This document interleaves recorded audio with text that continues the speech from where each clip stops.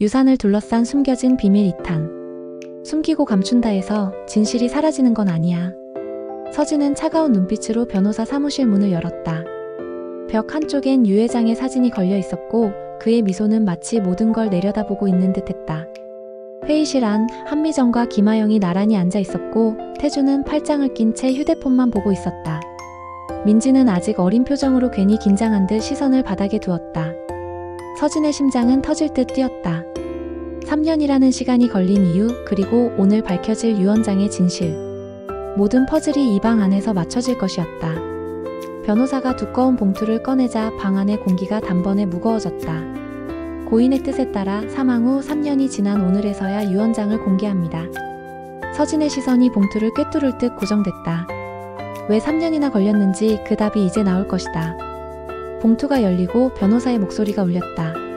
재산의 절반, 현금과 부동산 일체를 김하영에게, 나머지 절반은 서진, 태준, 민지에게 균등 분배한다. 순간 서진의 눈이 번쩍 뜨였다. 김하영? 아버지와 피 한 방울 섞이지 않은 그녀에게 절반이라니. 한미정의 입가엔 짧지만 의미심장한 미소가 스쳤다. 서진의 머릿속은 온통 물음표로 뒤덮였다. 김하영이 절반이라니 단순한 후원관계로는 설명이 안 된다. 그녀를 힐끗 바라보니 김하영은 고개를 살짝 숙인 채 입꼬리만 올려 있었다. 마치 그래 놀랐겠지? 하고 속삭이는 듯한 표정. 김하영 씨가 왜 절반을? 서진의 목소리는 차갑게 가라앉았다. 김하영은 천천히 서진을 바라보며 의미심장하게 한마디를 던졌다. 그 이유 알게 되면 아마 당신 세상이 무너질 거예요. 순간 한미정이 부드러운 웃음을 띠며 끼어들었다. 자, 오늘은 여기까지 하고 감정 추스르자. 유 원장은 이미 법적으로 효력이 있어. 그 목소리는 나긋했지만 말 속에는 날카로운 경고가 숨어 있었다. 서진은 그 미소 뒤에 감춰진 독을 알아챘다. 하지만 어머니, 이건 납득할 수 없어요. 서진이 단호하게 말하자 한미정은 시선을 피하지 않았다. 서진아, 세상에는 네가 모르는 일이 많아. 그리고 네 아버지는 모든 걸 이유가 있어서 그렇게 하신 거야. 회의실 문이 닫히자 서진은 깊게 숨을 내쉬었다. 방금 전의 대화가 머릿속에서 메아리처럼 울렸다. 김하영의 비웃는 듯한 표정, 한미정의 부드러운 독설 모두 의도적인 것 같았다. 절반이라니, 그리고 아버지가 이유가 있었다고? 대체 무슨 이유지? 서진은 두 손을 꽉 쥐었다. 책상 위에 놓인 아버지의 사진이 눈에 들어왔다. 사진 속 김도연 회장은 환하게 웃고 있었지만 그 웃음 뒤에 어떤 비밀을 감추고 있었는지 이제는 의심스럽기만 했다. 좋아요. 김하영, 한미정 두 분 다 제가 직접 확인해드리죠. 그게 어떤 결과를 가져오든.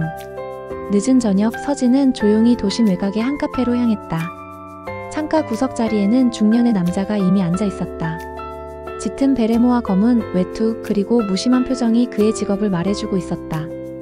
오랜만이네요, 서진씨. 그가 낮은 목소리로 인사했다. 서진은 곧장 노트북 가방에서 두꺼운 봉투를 꺼냈다. 김하영이라는 사람 과거를 전부 조사해주세요. 언제 어디서 살았고 누구와 어울렸는지, 특히 20년 전 기록까지. 남자는 묘하게 미소 지으며 봉투를 챙겼다. 이번 건 꽤 흥미로운 냄새가 나네요. 그리고는 잔을 들어 커피를 한 모금 마셨다. 서진의 눈빛이 차갑게 빛났다. 흥미로울 겁니다. 그게 제 인생을 뒤흔들 비밀이니까요. 며칠 후 서진은 조사원에게서 전화를 받았다. 급히 만나야겠습니다. 혼자 오세요. 약속 장소는 오래된 다방이었다. 문을 열자 구수한 커피 냄새와 함께 구석 자리에서 손을 흔드는 조사원이 보였다. 그는 서류 뭉치를 내밀었다. 김하영 17살 때 미혼모였습니다. 그리고 그 아이 이름은 태준. 서진의 심장이 세게 뛰기 시작했다. 태준, 우리 집 태준이? 조사원은 고개를 끄덕였다. 네. 입양 기록은 없었습니다. 대신 한미정이라는 이름이 침몰한 칸에 기재돼 있었죠. 순간 서진의 머릿속에 그동안 한미정이 보여온 친모 같은 집착과 은근한 견제가 스쳐 지나갔다. 그 모든 퍼즐 조각이 하나로 맞춰지기 시작했다. 그날 저녁 서진은 일부러 평소보다 늦게 집에 들어왔다. 거실에는 한미정과 태준, 민지가 함께 TV를 보고 있었다. 어머, 오늘은 많이 늦었네. 한미정이 환하게 웃으며 자리에서 일어났다.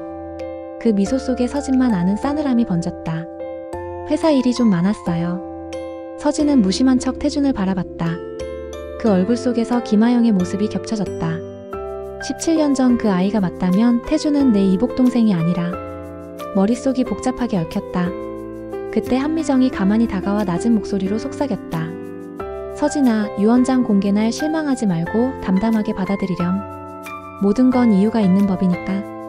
그 말은 위로가 아니라 다가올 폭풍을 예고하는 경고처럼 들렸다. 유언장 공개를 이틀 앞둔 날 서진은 회사 로비에서 뜻밖의 장면을 목격했다. 김하영이 태준과 함께 회전문을 나서고 있었다. 하영씨, 회사엔 무슨 일로? 서진이 다가가 묻자 하영은 미소를 지었다. 아, 그냥 회장님이 생전에 남겨준 인연들이 있어서요. 그분들께 인사도 드리고 태준이도 보여드릴 겸.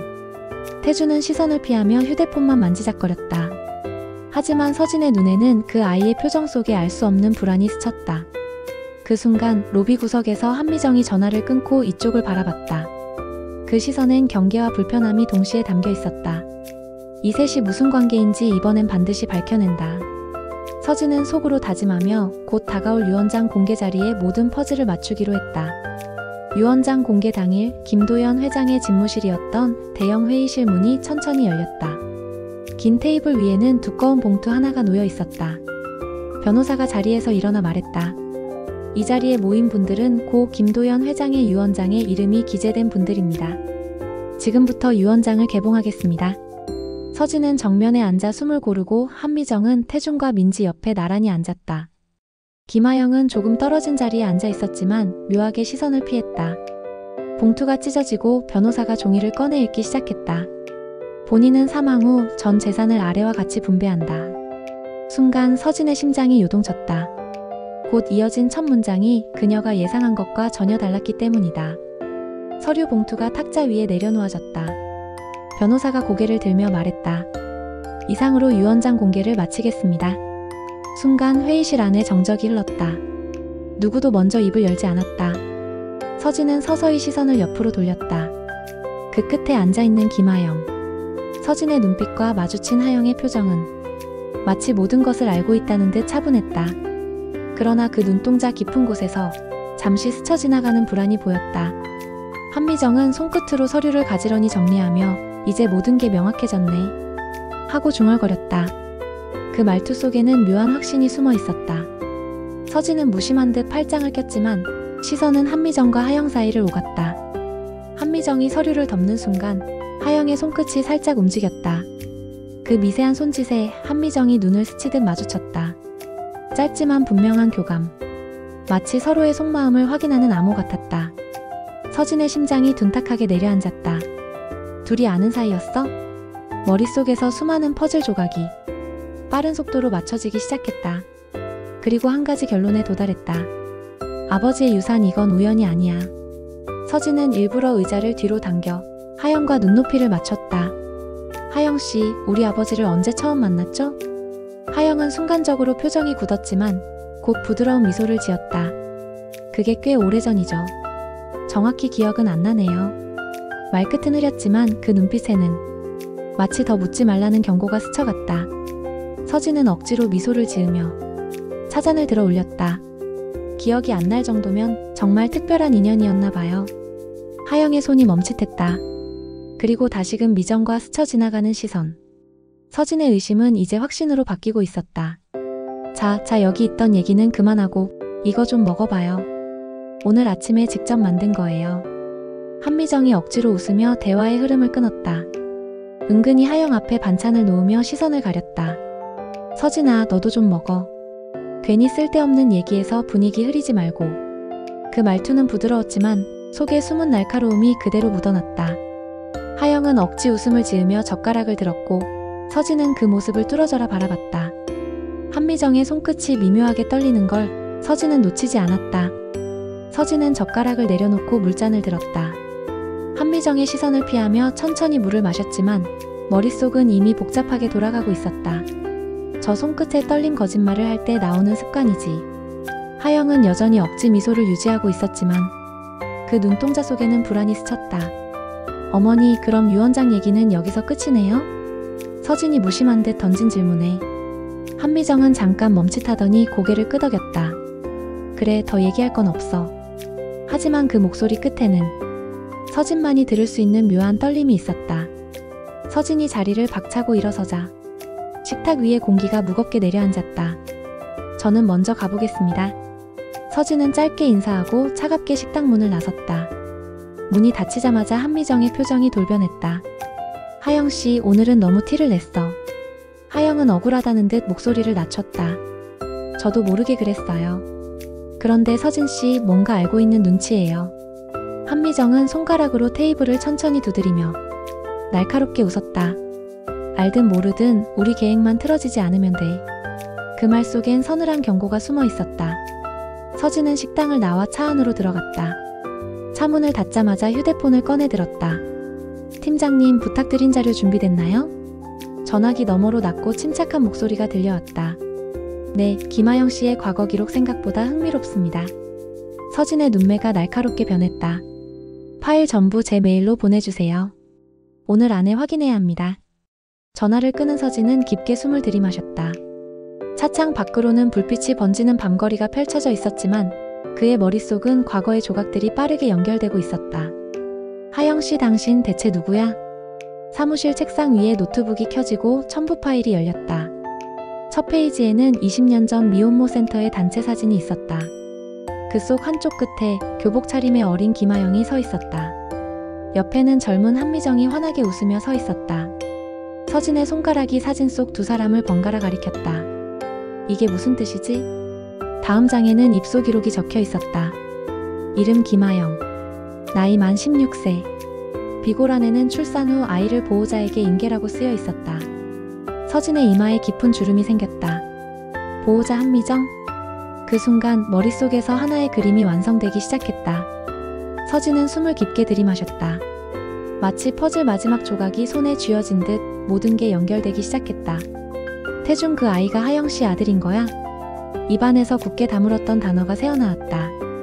그때 책상 위 전화기가 울렸다. 발신자는 하영. 서진은 잠시 망설이다가 전화를 받았다. 서진씨, 우리 만나서 얘기 좀 해요. 하영의 목소리는 다급했지만 어딘가 결심이 서 있는 듯 단단했다. 창밖으로는 어둠이 내려앉고 비가 추적추적 내리기 시작했다. 서진은 재킷을 걸치며 속으로 중얼거렸다. 그래, 이제 끝을 보자. 카페 구석 자리 창가에는 빗방울이 흘러내리고 있었다. 하영은 이미 자리에 앉아 있었다.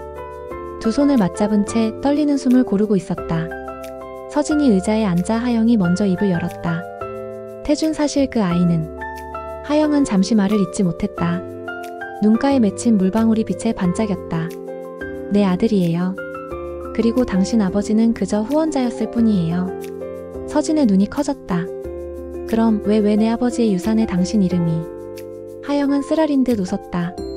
그건 한미정의 짓이에요. 그 여자가 내 아이를 미끼로 당신 몫을 빼앗으려는 거죠. 순간 서진의 안에서 무언가 부서지는 소리가 났다. 비는 점점 거세졌고 두 사람의 시선이 부딪혔다. 이제 모든 진실을 드러낼 시간이 다가오고 있었다. 서진은 숨을 고르며 하영을 똑바로 바라봤다. 그럼 태준이 진짜 우리 아빠 아들이 아니라는 거야? 하영은 잠시 눈을 피했다가 떨리는 목소리로 답했다. 그래. 태준이는 내 아빠와 아무 상관없어. 그 애는 한미정이 자기 욕심을 위해 만들어낸 거야. 그 순간 서진의 머릿속에서 지난 세월이 빠르게 스쳐 지나갔다. 태준을 대했던 아버지의 미묘한 거리감, 한미정의 과도한 집착, 그리고 유원장의 불합리한 분배까지. 서진은 이를 악물었다. 좋아. 그럼 이제 내가 직접 끝을 내야겠네. 그의 목소리는 차갑고 단호했다. 마치 다음 한 수를 이미 준비한 사람처럼. 밤이 깊어가던 회장 저택. 불 꺼진 거실 한가운데서 한미정은 혼자 와인을 기울이고 있었다. 문득 휴대폰이 울렸다. 화면에 뜬 이름은 박 변호사.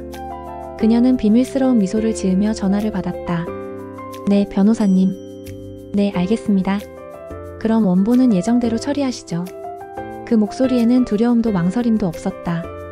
오히려 오래 준비해온 승부수가 코앞에 다가온 사람의 자신감이 묻어났다. 그러나 그녀는 몰랐다. 그 통화 내용을 2층 계단 위에서 누군가 조용히 듣고 있다는 사실을. 그 그림자 속 인물의 눈빛은 서늘하게 빛났다. 마치 모든 퍼즐 조각이 맞춰지기 시작한 듯이.